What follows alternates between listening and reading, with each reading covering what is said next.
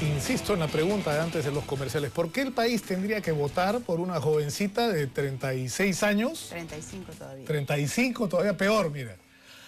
A quien a cuyo padre una parte del país adora y otra parte del país simplemente odia. ¿Por qué? ¿Cuál es el mérito de Keiko Fujimori para gobernarnos? En primera vuelta, como en segunda vuelta, la gente ha votado por mi propuesta. Es cierto que hay un recuerdo y una gratitud por las obras y los logros que se obtuvieron en la década de los 90. Sin embargo, Fuerza 2011 va mucho más allá de Alberto Fujimori. Soy yo la candidata, soy yo la que he viajado al país, soy yo la que he hecho el plan de gobierno con una serie de técnicos y mi propuesta es diferente a lo que fue Alberto Fujimori. Y en segunda vuelta, pues nosotros estamos convocando a nuevas personas, como por ejemplo el economista Hernando de Soto, y apuesto a tener un gobierno con una apertura. Así como tuvimos una lista congresal con 80% de personas nuevas, independientes y miembros de movimientos regionales, pues de la misma manera tendremos un gabinete con este tipo de conformación, con personas nuevas, con técnicos comprometidos, con trayectorias intachables, pero que quieran trabajar y transformar nuestro país. Ahora, Keiko, usted está diciendo algo que, bueno, usted es la candidata, es verdad, pero sus críticos, ¿qué es lo que dicen? Que esta campaña, incluso hoy día en la República salen unas fotos de unos camiones ahí en los alrededores de la Dinoes, donde su padre está preso, y lo que finalmente dicen sus detractores es que esta campaña la está manejando Alberto Fujimori desde la cárcel y que en realidad el candidato es él y que el presidente va a ser él. Bueno, ¿no? El que va a gobernar el Perú va a ser él. Eso es, digamos, la crítica que hace los opositores a Fuerza 2011. Pero eso es absolutamente falso. Con referencia a lo publicado hoy en La República, quiero aclarar, como lo he hecho en otras ocasiones, que al lado de la Dinoes hay una base, como hay cientos de bases a nivel nacional que tienen material político. Con referencia a mi candidatura, la gente no vota por mí por ser la hija de, simplemente. O sea, hay otro candidato que también ha sido hijo de un expresidente y que no ha tenido un gran apoyo siendo su padre un gran expresidente. El hecho de tener el apellido no significa que me va a dar la victoria. Lamentablemente, Santiago Fujimori, que es un excelente técnico, tampoco ha sido elegido. La campaña electoral se vive día a día, se toman decisiones en el momento y soy yo quien he enfrentado durante todos estos meses esta campaña electoral. He visto a mi padre en estos últimos 5 meses solo en 2 oportunidades, lamentablemente. Él no participa en la campaña, no. Él no da instrucciones en la campaña, él no... Él puede mandar... ¿Cuál es el papel de él? Él puede mandar alguna sugerencia, pero las grandes decisiones las tomo yo con mi equipo de campaña, liderado con Jaime Yoshiyama. Usted ha dicho, la gente... no vota simplemente por el apellido, sino de alguna manera reconoce las cosas que Alberto Fujimori hizo bien. Es más, en el programa que ustedes han presentado, se refieren a los últimos 20 años. De alguna manera, ustedes están reivindicando lo que hizo Alberto Fujimori cuando fue presidente. Y yo creo que nadie puede discutir las cosas que se hicieron bien los primeros años. Pero hay una etapa oscura que tiene un nombre, y ese nombre es Vladimiro Montesinos, ¿no?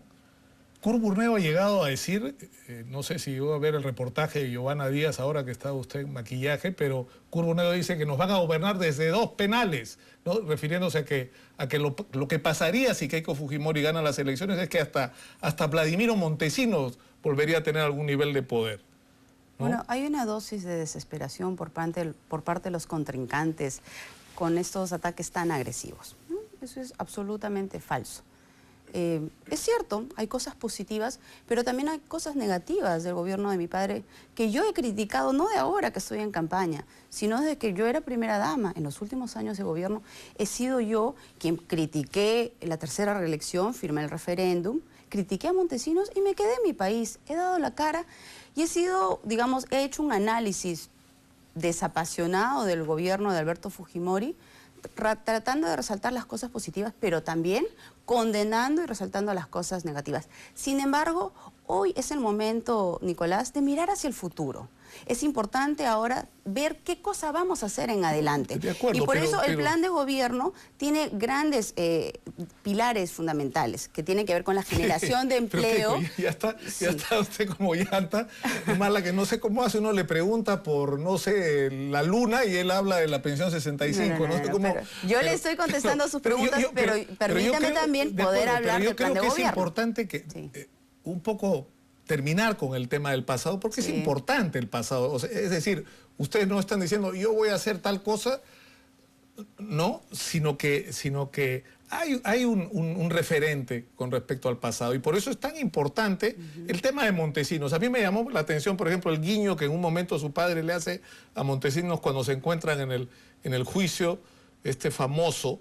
Y lo que yo quisiera escuchar de usted es: ¿cuál cree usted que fue el error de su padre con respecto a Montesinos? ¿Él era cómplice de Montesinos? ¿Él fue ingenuo con respecto a Montesinos? Salió su mamá, salió Jaime Yoshiyama, salió, es decir, sacó a todo el mundo, la sacó a usted en determinado momento, ¿no? ¿Por qué? ¿Cuál es el poder sorprendente de Vladimiro Montesinos sobre su padre? ¿No? Yo he criticado la presencia de Montesinos en los últimos años de gobierno de Alberto Fujimori. Exigí su salida públicamente, lo dije en algunos programas de televisión, y creo que el más grande error político que cometió Alberto Fujimori fue haber confiado en él, el haberlo mantenido a su lado hasta el final. ¿Y por qué cree usted que lo hizo? Yo creo que por un exceso de confianza. ¿No por miedo? Es decir, ¿no cree usted que haya habido, es decir, hubo corrupción? Montesinos está asociado a contratos, o sea, su padre decía no va a haber intermediarios en las adquisiciones del Estado, y resulta que habían intermediarios que se llevaban, pero fortunas en Caterpillar, ¿no? De comisiones por las intermediaciones, por ejemplo, en la compra de armas. ¿Usted no cree que su padre se haya beneficiado de alguna manera de la corrupción de Montesinos? Mire, felizmente hubo una investigación mundial, se contrató a la empresa Kroll. Se investigó no solamente a mi padre, sino a muchos funcionarios y familiares de mi padre, y no encontraron nada. Así es que nosotros estamos tranquilos, hemos enfrentado todo tipo de procesos. ¿Usted cree que su papá fue ingenuo? Durante años, y con referencia a supuestos actos de corrupción, es absolutamente falso que mi padre haya sido cómplice del señor Montesinos. Yo condeno, rechazo la actitud y la traición del señor Montesinos contra el Perú. Es decir, ¿usted cree que él traicionó la confianza de su padre? No. La confianza de mi padre y la confianza de todos los peruanos. Bueno, pero en realidad nadie le dio la confianza a Vladimiro Montesinos, ¿no? Se la dio su padre. Se la dio a mi padre, pero traicionó a todos los peruanos. ¿Qué le criticaría, para terminar, a su padre con respecto a este tema? Que él debió sacarlo antes, debió investigarlo. Se escuchaba muchas cosas con referencia a él, y él debió ser mucho más confrontacional. Ahora, si usted es presidenta, no sé si es consciente de esto, va a tener al Congreso probablemente en contra. ¿Qué va a hacer usted? Su papá, en una situación similar, que yo no voy a olvidar, yo estaba con el señor de los Heros, que era presidente del Consejo de Ministros del gobierno de su papá el año 2002, cuando fue el 5 de abril, ¿no es cierto? Y el señor de los Heros trataba de buscar fórmulas legales para salir del entrampamiento de una situación en la que el Ejecutivo proponía iniciativas y el Congreso se las impedía. Y mientras el señor de los Heros buscaba fórmulas, ya había un golpe en camino, se estaba cerrando el Congreso y el presidente del Consejo de Ministros ni se había enterado. La pregunta es: enfrentado usted a la situación de un Congreso adverso, donde usted quiere hacer cosas desde el Ejecutivo y el Congreso unicameral se las impide, ¿qué va a hacer? ¿Cerrar el Congreso como hizo su papá? De ninguna manera. Yo soy congresista en estos momentos y durante todos estos años he trabajado con diferentes grupos políticos y hemos llegado a acuerdos. En estos momentos el gobierno no tiene alianzas formales, pero hemos trabajado de una manera constructiva. No solamente el grupo parlamentario fujimorista, sino Unidad Nacional, Solidaridad, Perú Posible. Y hemos encontrado puntos de consenso y aspiro que en el próximo Congreso pues trabajemos de esa misma manera. En algunas cosas no nos pondremos de acuerdo, pero yo estoy segura que en los temas de lucha contra la pobreza, generación de empleo, seguridad ciudadana, todos los grupos políticos van a apoyar la propuesta de Fuerza 2011 de llegar a ser gobierno. Hay una pregunta de fondo acá, porque finalmente, pese a que el señor Humala toma distancia con su propio programa, ¿no es cierto? Sacó uno en diciembre, de ahí salió el Compromiso por el Perú, de ahí ha salido este nuevo programa con un nombre larguísimo. Pero al final, el tema es este. Hace 20 años el señor Hurtado Miller salió en la televisión a decir que Dios nos ayude y aplicó un programa de shock. Bueno, es un tema aparte, ¿no? Que su papá dijo que no iba a haber shock, finalmente hubo shock.